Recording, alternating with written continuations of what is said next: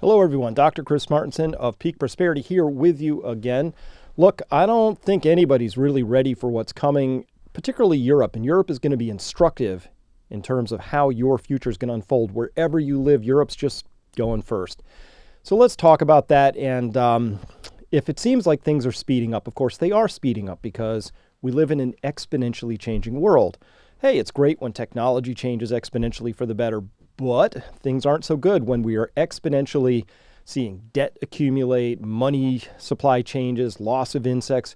We're surrounded by a world that's very hard to keep on top of, which is why I do what I do. I frame things, make it simple, spend the time so that you don't have to trying to figure out what's going on in the world. Now, we have to talk about this because I don't think anybody's really ready for what's coming. And hey, maybe I'm not ready, okay?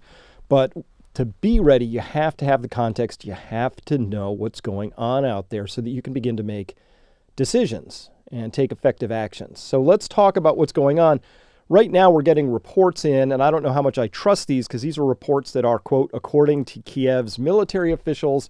Hey, they've been hyperbolic a lot in the past, and of course they are. They're trying to drum up more support, more weaponry, more money, things like that. But even if we discount what they're saying by 50%, this is a big deal because they're talking about 500,000 new soldiers from Russia massed at the border and 1,800 tanks, 3,950 armored vehicles, 2,700 artillery systems, rocket launchers, jets, helicopters, the whole nine yards. So this would be consistent with a very large campaign, a larger invasion coming across the border. And so is this true? Who knows? What I do know is that the escalations are very real. The United States has been providing targeting official for the HIMARS rockets, and who knows how Russia's eventually going to respond to that. But if they decided that targeting information is coming from satellites, that could really escalate the escalations if Russia responds to that. But at any rate, it's very difficult now to maintain the posture that the United States is in a proxy war where Ukraine's doing the fighting, but maybe we support them with a few extra bullets, maybe some dollars. What we're seeing here is this is U.S. military personnel providing targeting information. So they're doing everything except having the missile at their fingertips pressing the button. Or maybe they're doing that. Who knows? As well, we have this other report right here which says that losses in Ukraine are out of proportion to what NATO has been planning for, the alliance's top general says. So there have actually been massive amounts of losses in Ukraine, not just of equipment, but of personnel. And we're now seeing the open conscription of men and sometimes what I would call boys on the street. This is a sign of, well, where we are in this particular part of the story right now. And it's not looking good. So these escalations have the chance to actually create a worse situation militarily, but for sure, they've already created massive damage. And that's in the form of the loss of Russian energy supplies to Europe. Now, hey, I happen to think it's a very bad idea to be poking a nuclear superpower because who knows what happens in war, right? So my position, bad idea. Come to the bargaining table. Let's talk about it. If that's not on the table, then just stop what you're doing. None of that's happening. So right now there's poke, escalations and things like that. Who knows where this leads? But I can tell you that for sure, Russia now has almost no incentive to come back to the energy bargaining table. This leaves Europe in a really bad spot. And so let's talk about this and why that is. Here we have Boris Johnson, or Bojo, here saying, even talk about an escalation, former prime minister urging the UK to offer all its fighter jets and tanks to Ukraine. The XPM says best use for military kit is battling Russia after Zelensky issues plea in emotional speech to MPs and peers. Oh, really? Yeah. What could go wrong? Sending all your hardware to be destroyed in a theater of war. And obviously, they say here it could take years to train pilots. It takes a long time to train people on any new platform. And so you would send these things in if you were the UK, mostly to get destroyed by Russia's trained outfit there. And as well, so, hey, when I said energy is, the master resource, Russia is, of course, now got the upper hand in the story because, hey, Russia's an energy giant. It is a nuclear superpower, but more than that, it's an energy superpower. Oil, natural gas, and it's been shipping those reliably to Europe for years and decades, and now it said niet to that, and it stopped. So now they're going to be cutting March oil production by 500,000 barrels a day. bad time for this on the world stage, because if you look at where we really are in terms of oil output, when Russia makes a cut like this, it's not one of these things where they can just dial off a field and then dial it back on again at some point in the future. When you dial down a field, it could take years to get it back to where it was. These things are slow processes. So right now, the world is not exactly swimming in oil. This makes it a little bit more difficult as we go forward. So as goes the price of oil, or more importantly, the supply of oil, with price being a derivative of supply, as goes the supply of oil, so goes the world economy. So, hey, that's where we are. Now, if you really want to understand that better, the crash course, I'm going to make a small plea here. This is my latest book. It's shipping on February 1st, I believe. At any rate, you can pre-order it, and we're this close to getting on a bestseller list. I want to get on the bestseller list because, well, ego, but more importantly, people will hear about it then. And I think this book and the messages in the crash course, everybody needs to know about them, because it puts economy, energy, environment into one spot in the way that I know how to do it best. And so if when people get that message, then they think they have a better chance of knowing what's going on. So if you want to know what's going on, give it a pre-order. I would love your help. Thank you. All right. Now, we got this big report out from Cy Hirsch, who came out and said, after doing his usual investigative reporting, and said that, well, the United States was behind the explosive destruction of the Nord Stream pipelines. Both strands of the Nord Stream 2 pipeline, one strand of the Nord Stream 1 pipeline gone. And Russia then blamed the U.S. for explosions, of course, not because only of the article that Cy Hirsch put out, but because they'd been saying that all along, because, well, that's actually probably the most likely assumption, that NATO somehow was involved in this. And Russia said down there, quote, "Our assumption was that the U.S. and several NATO allies were involved in this disgusting crime." I think it is a disgusting crime. Whoever did it, it's a very bad idea to begin targeting undersea economic installations, because that could include communications cables, power cables, gas pipelines, oil pipelines, a lot of things down there that are very difficult to defend. And if those suddenly became open season, we would see huge disruptions to our way of life. So that was a Rubicon that's now crossed. Bad idea. Very bad idea. So what happens, though, now that those gas pipelines are down?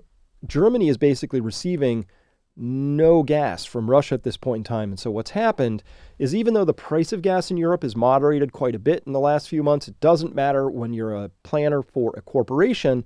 Here's what happens is, headline, German energy reprieve. That's a price reprieve. Too little, too late to save factory jobs.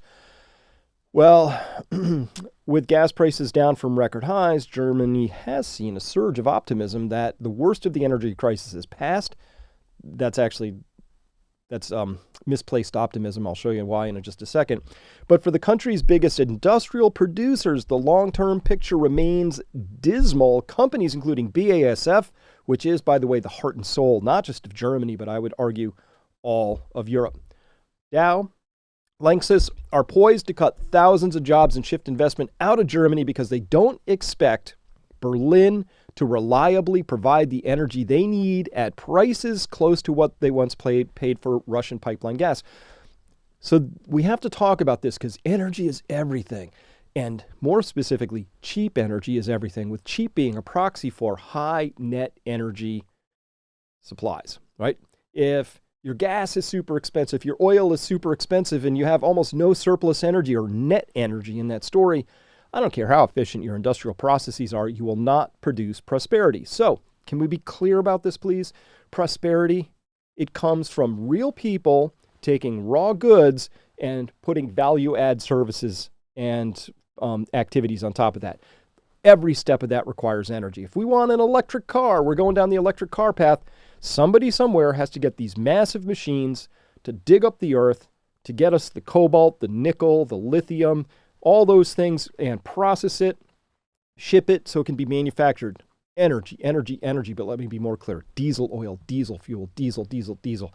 Every step of this process requires energy. If you're a manufacturing concern and you're on a global competitive marketplace and you have to, let's say you're taking nitrogen out of the atmosphere, Haber-Bosch process, and you're going to make ammonium-based fertilizer. You are now going to be selling that. A farmer somewhere in Holland has a choice. Am I buying the really expensive stuff from the German manufacturer, or am I buying the cheaper stuff from the American manufacturer. That's just an economic decision. It's impossible to have a prosperous nation when your energy supplies and costs are fundamentally different from those of the people you're trying to compete with. So that's the story. And they say here, Lanxess's chief executive officer, Matthias Zeckert, says we are no longer competitive in Germany. Whoops. And so they say they're a chemical maker. They say, but our investments to grow further will go to more competitive locations like the United States. This is the de-industrialization of Europe. And by the way, industry is your source of prosperity.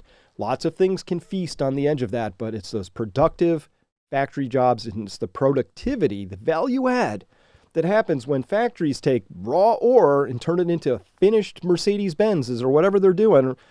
That's actually where prosperity comes from. Now, a lot of our leaders have lost that plot line. They didn't grow up making stuff. They don't know what it is. But let me tell you, that level of leadership in Europe does not get the basic physics behind how important it is to have cheap energy. But this story, when we extract ourselves one step back, this is a story that's happening all over the world, and it's about to continue to happen all over the world, and this is going to dominate the future again, which is why I put the crash course together. If you understand energy in the economy, you're going to look like a genius to everybody because you now have predictive and explanatory power, for what you're seeing out in the world. Quote, but Germany hasn't received direct Russian gas imports since September, a dramatic shift considering Moscow accounted for more than half of German gas imports before the invasion of Ukraine, and with virtually no prospect of those imports resuming, the outlook for chemical, glass, building material companies remains bleak. So that is the nature of the situation. But that's okay. The German Chancellor Scholz says, I do not join the chorus of those prophesying a deep recession in Europe's deindustrialization. Hey, Scholz, you might want to check out articles like this because that deindustrialization is already happening, right? And it's a very predictable thing that's going to happen. All right. So at any rate, it comes back now to that whole idea of that attack on the Nord Stream pipelines was really a big deal, a really big deal. It's gone down the memory hole in the West, in the Western press. They sort of were confused at first, then tried to sort of vaguely blame Russia for blowing up their own infrastructure. And that's fallen apart a lot now, particularly since Seymour Hersh, or Cy Hersh, has come out with, again, another blockbuster article, which is, again, being mostly ignored in the Western press. So just so you know, I consider him, Cy Hersh, to be he is the most trusted investigative journalist of my lifetime. Let's see, what did he do here? He wrote for The New Yorker in 1971, been a regular contributor to the magazine since 93. Let's see, his prizes, journalism and publishing prizes, include the Pulitzer, 4 George Polk Awards, the National Magazine Award, and more than a dozen other prizes for investigative reporting on My Lai, the CIA's bombing of Cambodia. You remember that little thing? Henry Kissinger's wiretapping, CIA's efforts against Chile's Salvador Allende, and most recently the Abu Ghraib prison story. Everything he's broken has proven to be true, but he's definitely a truth to power kind of guy. These days, truth to power is not really well respected within the media itself. So, of course, he's not really doing this for a major media outlet because the New York Times, Reuters, AP, none of them would touch investigative reporting like this with a 10-foot pole because that's not who they are anymore. They are now mouthpieces and spin conveyors for the power structure. They are not truth to power investigative journalists. They are stenographers for power. Big difference. So it means that Cy Hersh did put this up on a blog.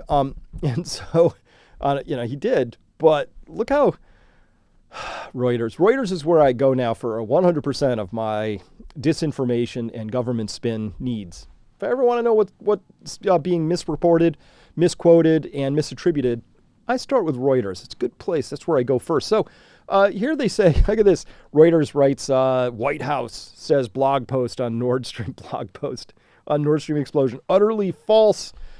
The White House on Wednesday dismissed a blog post. They make sure they got it in the headline and the first sentence just to reinforce that because, of course, when you're doing spin, that's what you want to do. You want to get the main point out and then reinforce it. Oh, you're not going to believe a blog post, are you? Sometimes those are put up by 13-year-old kids. Sometimes you don't know who they are. They're anonymous. And then you got Cy Hirsch. Just blog post, a category, if you will. At any rate, they say here Reuters has not corroborated the report. Because, yes, of course, Reuters. That would be called doing your job. That would be called journalism, which we know you have no relationship to anymore. So we get it. That's fine. And so they said here, they repeated, this is utterly false and complete fiction, says Adrienne Watson, a name we will remember here at Peak Prosperity in my brain, because I bet Adrienne's going to show up saying lies over and over again throughout whatever career Adrienne has. At any rate, so she is a spokesperson for the White House National Security Council, and spokespeople for the CIA and the State Department all said the same thing. So it's been denied 3 times. Remember, it's not official till it's been denied by the government. This is triple official. Good stuff, right? So at any rate, to call Cy Hirsch a blogger is kind of like calling this thing a Cessna. You know what I'm saying, right? It's like to call Cy Hirsch a blogger is really such a mischaracter. It's so grotesquely ungrounded in the entire career arc of that gentleman that it's just I don't even know what Reuters is up to, except really cheesy 101 level propaganda and spin. It's gross. I mean, once you see it, it's very hard to unsee it. So sorry, Reuters, you're out. By the way, I will never, ever, ever, ever give money to Wikipedia, ever, because they, within seconds of that blog post by Cy Hirsch coming out, they appended that part in yellow there, which say he's an American investigative journalist, he's a political writer, and conspiracy theorist. Oh, Wiki, this is so lame. Now when you call somebody a conspiracy theorist, it's actually a badge of honor, but you also out yourself as being an illegitimate organization, just like literally stuck on propaganda techniques that are so 20 years ago. It's embarrassing. I mean, this is really embarrassing. Everybody who works at Wiki, this is embarrassing. But it also, as far as I'm concerned, removes you from Section 230, where you have that 230 Internet Act where you are allowed to escape liability because, hey, you're just a platform. But this puts you in the realm of publisher because you're publishing opinion. To append conspiracy theorist to Cy Hirsch's moniker there and bio within minutes of that blog post coming out, I think 100% removes you from Section 230 liability exclusions. And that means the editors, whoever did this, I think is actually liable. Whichever, they can track, this is all tracked, right? But whichever so-called wiki editor put that on there, I think is liable. And I think there ought to be liabilities for these sorts of things. But just my opinion on that. At any rate, I will never, ever, ever give money to Wikipedia. You should not either. And the reason is because, well, I'm old school. I believe propaganda should be free. Yeah, you shouldn't pay for that, right? Be offensive if they charged you for that poster saying, war bonds are for the country or whatever, right? All right. So, hey, sorry, you're actually screwed in this story. So let's talk about this gas right now, because gas is the primary fuel feedstock that they're talking about for the industrialization and now de-industrialization. The International Energy Agency, the IEA, has come out and said how to avoid gas shortages in the European Union in 2023. So let's see what they did. Good report. Let's see what they came up with. First up, over there in the yellow and in the pink or red, whatever you see those two things, they say here their baseline demand, get my drawing tool out because you know how much I love that. The total demand here is going to be, say, almost 400 billion cubic meters, 395. They know how to get to this part, but they got 57 billion cubic meters. They don't know where that's coming from. So here's some ideas, the expected changes. So 30 billion cubic meters comes from first trimming the fat. So they got some efficiency here, behaviors. So they're saying, you know what, we can just change a few things, get a little more efficient, maybe change the behaviors, turn the heat down, and we can make some savings there. And as well, they're going to make up the difference by switching fuels away from gas to something else, maybe to electricity, hydro, nuclear, renewables, things like that. So that's what they're saying they're going to do to make up this big old shortfall right here. Now, if you're just making up the shortfall is one thing, but that isn't the total story. It's how expensive that is. So let's talk about this. Part of the plan that they are going forward with is the de-industrialization. Here they're saying, well, if we have to save this 20-some billion cubic meters in the fourth quarter of 2022, how are we doing that? Well, you can see they do this by improving efficiency in buildings. There's some power generation that they can switch away from gas. And then there's industry, this green thing. This is deindustrialization. These big green blocks here where they're having savings. Maybe some of that is industry being a little more efficient, but all those big green blocks here, when you see something like 5 billion cubic meters of gas in a quarter that's not being used by industry, the next question is, what's not being produced?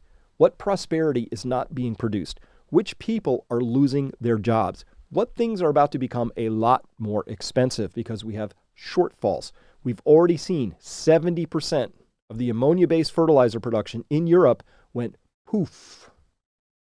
That's what's in that green bar that's below zero there. What about silica or glass manufacturing? Same thing, poof. Aluminum, poof, right? The high energy intensive industries in Europe have already picked up, shut down, or limited or curtailed their operations.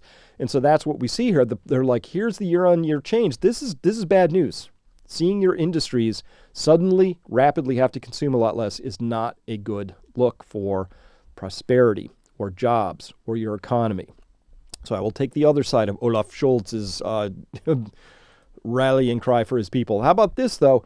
They're saying, well, okay, if we need almost 400 billion cubic meters and we have the supply gap, but here's where stuff is coming from. So they're going to get this much from known LNG, this much still coming out of pipelines, this much from domestic production, but they still have this 57 billion cubic meter gap here. So where's that coming from? Talk about that in a second. But even this LNG right here, this is a lot more than it used to be. Europe scrambled a lot, and they're importing a lot with LNG. Now, I don't care if you have the LNG available or not. LNG is more expensive than piped gas, and by a lot, and for really clear, obvious reasons. They both have methane or methane, depending which continent you're from. But the methane in a natural gas pipe comes out of the ground, little conditioning, goes into a pipe, and goes where it gets used. LNG, on the other hand, has to go through this ridiculous process that looks like this, where you get the feed gas out of a pipeline, comes in here, goes through an absorber, comes into here, gets water and mercury removal, gets scrubbed. Okay, we got it really clean. Then we go into this liquefaction machine here where we got to like just crush it. And you take a gas and you turn it into a liquid, which means you take about this much gas and you squeeze it down into a thing this big. That process takes a lot of energy. Imagine having a big beach ball in your hands and your job was to squeeze it until all the gas inside crushed down and became a liquid. Immense pressures. That pressure, that takes muscle energy if you're trying to do it with your hands, or it takes a machine. So that energy that was in the feedstock gas gets used up. So by definition, LNG cannot be cost competitive with piped gas because it's got a lot of energy that gets consumed in this entire process before it goes out to shipping. And then in shipping even, a lot of energy gets used up because this is a liquid that's at like minus 260 degrees Fahrenheit, and it's got to stay that way. And no matter how well insulated your tanks are, it's going to be boiling off during shipping. So if you spend typically about 1% a day, so if it's a 7-day ship, you're going to lose about 7% of the load just to evaporation and using that evaporated gas to come back and help keep the rest of it cool. There's just losses. So how would we look at that? We could say if there were this many units of energy here, by the time it comes over here, there's only this many units. So, this many on the way in, this many when it finally gets there. Typically, you're going to lose about 10% or a little more in the liquefaction process here. And you're going to lose a little in shipping, as I just mentioned, in the boiling off process. So all told, it really depends on how long your shipping process is and whether you can just load it, ship it, get it to the regasification plant and offload it right away. If there's any waiting, like the ship's got to wait, it's just boiling off while you're sitting there. So you'll have more losses during this part. But let's say at a minimum, probably 15% is a reasonable guess for what you're going to lose just in energy. Okay. So no matter what, we've already lost some energy. We don't get to do anything with that energy as a species, as a society, as a continent. We don't get to build a bridge with it, smelt some glass, turn it into anything. It just is energy that's used so that we can move that energy from point A to point B. The easiest way to make use of natural gas is to put it in a pipeline from its source and then use it at its destination. Pipelines rule in this particular story. And if you want to understand that better, this book will help you understand that connection between energy and the economy. It's one of the most important concepts that you could actually have at this particular moment in human evolution. This is going down on your watch. It's a big deal. All right, here's why also it costs more, because the people who built this is a LNG liquefaction plant. You see these big long trains here of equipment where they are just taking this natural gas and crushing it down and treating it and doing things so that they can make a liquid out of it, which is LNG. This thing right here, these things cost a lot. Like the Lake Charles plant cost $15 billion-ish, and the Gorgon plant in Australia cost $54 billion. Why so much more? Because it's a lot larger. So these things just cost a lot of money. Obviously, when you make LNG, you price it so that you can get this capital back. So even if we're saying gas to LNG, we lose 15% of the base energy, it's not just 15% more expensive, because we also have to pay for this giant monstrosity of a thing called an LNG plant. Plus, there are specialized ships, and on the other end, there's a specialized regasification facility. There's a lot of capital tied up in this. So no matter what, LNG is always going to be more expensive than piped gas. That's what Europe is attempting to replace, because Germany has just lost all of its piped gas access from Russia. And is it going to get it back anytime soon? Not if things continue the way they are. That's why I opened with the idea that Russia is facing an entire NATO, including from Germany, which is busy sending Leopard tanks and, anti-tank missiles and other, offensive and defensive but lethal hardware into theater, which is killing Russians and making Russia's time there a lot more lethal. So maybe we could say that it's going to be a while before any of this comes back. And that's if and only if, the idea of it coming back, we don't have some sort of even worse conflagration break out in Europe where more infrastructure gets damaged. Because guess what? That thing you're looking at right there, like that LNG plant, that's really what we call fragile technology. One of those HIMARS missiles landing into something like that, and that thing ain't working for a long time, depending on where it hits, right? So this whole global just-in-time economy based on energy and energy flows, it's not really well suited for a world where there's a kinetic war, but at least a pipeline could be fixed relatively quickly. These things, not so much. All right, so we have that going as well. And by the way, a pipeline, it's just, that's it. There's the whole magic of a pipeline. So piped gas is the cheapest gas. The reason why? Because, there's no energy loss converting a gas to a liquid and then back again. And it's vastly lower capital requirements. They may cost billions for a pipeline, but they last for decades and they require zero maintenance not zero, but close to zero compared to a natural gas LNG facility, which is a very maintenance intensive sort of thing. It's a very complicated beast. This is simple technology. It's just a tube, a metal tube. That's it. So Europe is now facing the situation where they are going to absolutely be starved for energy. The energy they do get, if they're lucky enough, and they can fill in that 57 billion cubic meter shortfall with LNG from somewhere, and it's not clear where that's coming from. So 2023 is going to be, thankfully, they've had a really warm winter. I mean, like one for the books, like really warm. That was great. But they're not going to be able to restock with LNG on open markets because a lot of it's contractually already spoken for, and these are long, slow projects, and it takes a long time to build new LNG infrastructure, and you still have to have a supply for that. Meanwhile, you have Russia turning to the east, inking deals day after day with India, with China. Europe now has basically become a vassal state of the United States, particularly around the energy side of this. And that's really the larger subtext of what Cy Hirsch had raised, which is like, hey, we know somebody bombed those pipelines, the Nord Streams 1 and 2. That's not up for debate. The question is who did it, and if it wasn't Russia and it was NATO in some respect, if it was the United States like Cy Hirsch says, or if it was the UK, who knows? But if it was NATO in any capacity, then this was a self-inflicted wound upon the people of Europe. And it's going to be felt immediately in gas prices, which that happened right away, but then more slowly it's going to be felt as the erosion of prosperity, because once factories leave your town, your city, your continent, they really tend not to come back. It's one of those things like in the United States, if you drive through, say, an old coal town like Scranton, Pennsylvania, or some mountain town in West Virginia, which no longer has coal, you find out that when your primary source of avocation and income leaves a town, it takes generations to get that mojo back. So this de-industrialization that's happening in Europe, even if everything resolves and the pipeline gas magically starts flowing tonight, it's going to be a long time before you get even back to the zero mark on this. And if it persists and creates the lasting damage where the factories up and leave, then pretty much effectively in our lifetimes, it doesn't come back. So that's the story there, which is why I'm going to be talking extensively in part 2 back at Peak Prosperity for my members about this concept. It is time to get resilient.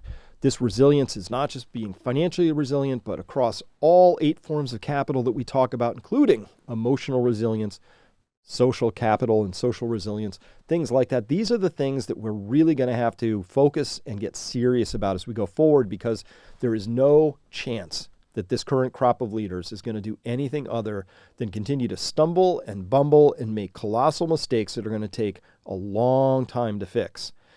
That's if we're lucky. And if we're unlucky, this whole mountain of debt we've got, the whole fragility of the financial system, suddenly starved of prosperity in a lubricated, fossil fuel sort of generated way, if that suddenly gets a shock and pulls down, we could well see, I think, the chance of a major, major economic correction, financial correction, and or financial systemic error happening this year in 2023. So that's why it's time to become resilient. I would invite you to come to Peak Prosperity anytime you can and check that out. And by the way, we have big changes coming to our site and community, and it's crash courses call that problem definition, but this over here, this is solution space. So that's what we're increasingly talking about is what do you do? What do you do? And what kind of actions could you take to become more resilient, stack the deck in your favor, become more financially free, all of that. So that's what we're doing at Peak Prosperity. Thanks so much for listening. Can't wait to talk to you there if you come on by. And hey, have a great week. We'll see you next time. Bye-bye.